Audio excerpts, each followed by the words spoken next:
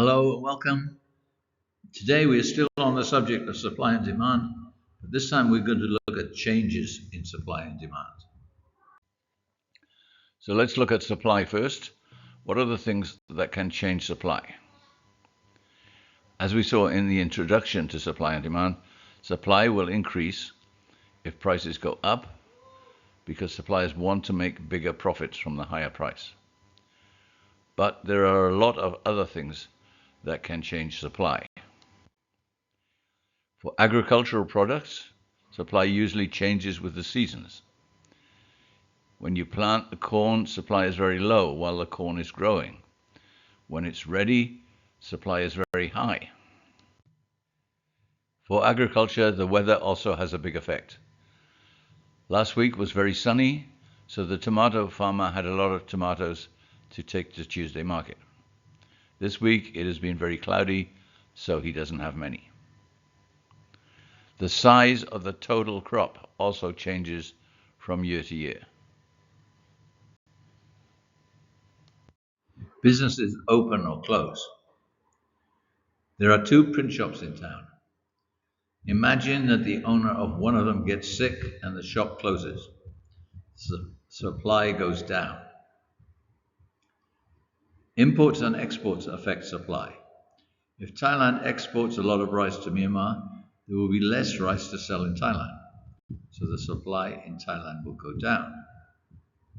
In Myanmar, there is more rice for sale because of the rice from Thailand, so the supply goes up.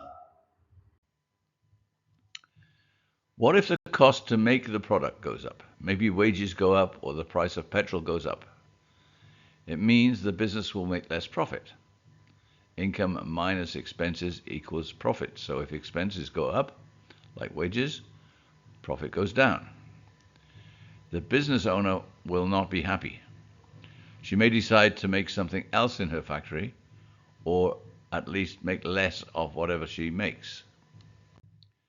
So here's an example. Nonananu has a small metalworking business near Pa'an. She makes tools for farmers. The price of metal to make the tools goes up, so her profit goes down. She is not happy. She decides to change half her factory to make car parts instead of farm tools.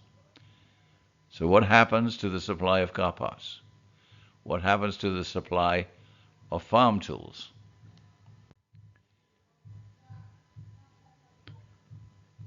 There's a thing called joint supply. Joint supply is when the supply of one good affects the supply of another. So, for example, No Yimin owns a chicken farm near Opium Camp. She sells eggs from the chickens, and when they are too old to lay eggs, she sells the chickens for meat. Demand for eggs is high, so she decides to buy 25 more chickens. This will automatically mean that after they stop laying, she will have 25 more chickens to sell for meat. The supply of meat goes up only because of the change in the supply of eggs, not because of anything happening in the meat market. Other things that can change supply. Unexpected things can affect supply at any time. Things like wars, floods, law changes, earthquakes, tornadoes, tsunamis, etc. Government subsidies, where they pay you money to do something, like they pay you money to export, or they pay money to grow rice. So if they start, that will have an effect. If they stop, that will have an effect. The same with taxes, where they take your money away, starting or stopping or increasing or getting smaller. International disputes. So for a long time, Western countries would not trade with Myanmar because they didn't like the military government. When they stopped trading, supply of the things that they used to sell to Myanmar went down. When they started trading again, it went back up. So now we're not looking at supply anymore, we're going to look at demand. As we saw in the introduction to supply and demand, demand will increase if prices go down, because buyers can afford more at the lower price. For example, last week the price of mangoes at the market was 50 baht per kilo, so you didn't buy any. This week they are 20 baht, so you buy some. But a lot of other things can change demand as well. The income of buyers can increase demand. So, for example, Nosimupo is a teacher in Nupo. She loves chocolate, but her wages are so low she cannot afford to buy much. One day she is promoted to be headmistress. Her salary increases, and now she buys more chocolate every week.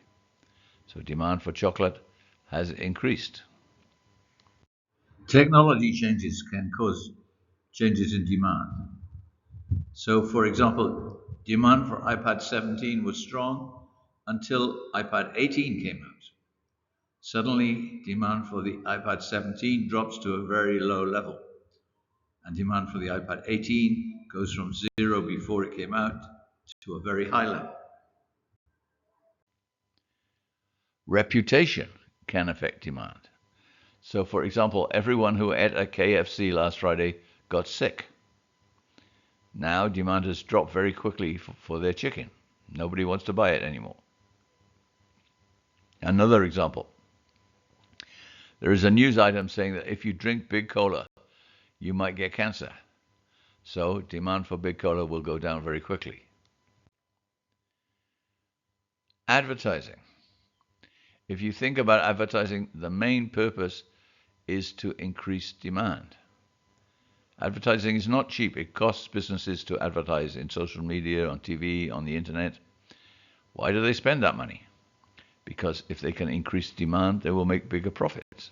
So it's about increasing demand. Many other things can change demand. If you suddenly have to pay for hospital bills, your demand for all the other things that you spend money will go down while you use your money for the hospital. If demand for tennis rackets goes down, demand for tennis balls will also automatically go down. Population has a big effect. If 50 people move back to your village from a refugee camp, the demand for everything in your village will increase. And the age of the population also affects demand. If most people in your village are old, there will be not much demand for a school, but there may be a lot of demand for a clinic. So here's a quiz. You have to decide for each one of the situations in the left-hand column, does it affect supply or demand? So you might want to pause the video. I'm going to go on to the answers now.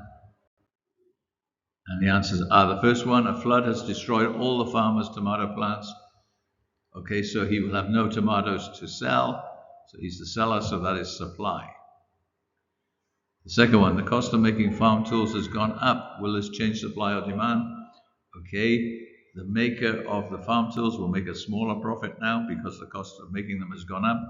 So that will, again, it's the seller, so it's supply. And the third one, No Yintwei's children tell her they don't like bananas anymore. They prefer pineapples. So this is about demand, about the number she will buy. And again, same idea, you have to decide for the ones on the left, does it change supply or demand? And the answers for those one, okay, this is similar to the one before, except this time the question is, will it change the demand for pineapples, not bananas? And the answer is yes, it will change demand because it's what the buyer wants to buy. The next question, the Thai government makes a law that it's illegal to chew betel nut. Will this change supply or demand? Well, people won't want to break the law, so demand will go down. And the last one, No Musapo loves snacks. She can't afford many on her wages. Then she gets a job with higher wages. Will it change supply or demand for snacks? And the answer again is demand, because she will want to buy more.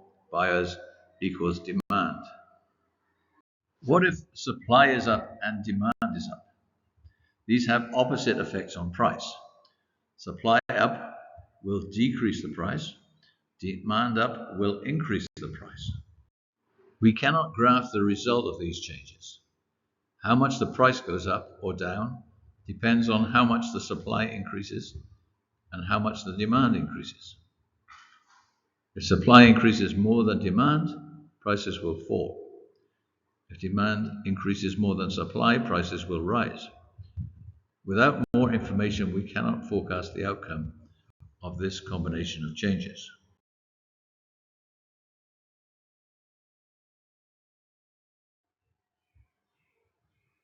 What about if supply is down and demand is down? These have the opposite effects on price. Supply down will increase price, demand down will reduce price. How much the price changes depends on how much the supply increases and how much the demand decreases. If supply decreases more than demand, prices will rise. If supply decreases less than demand, prices will fall. And this is the end, my friends. See you next time.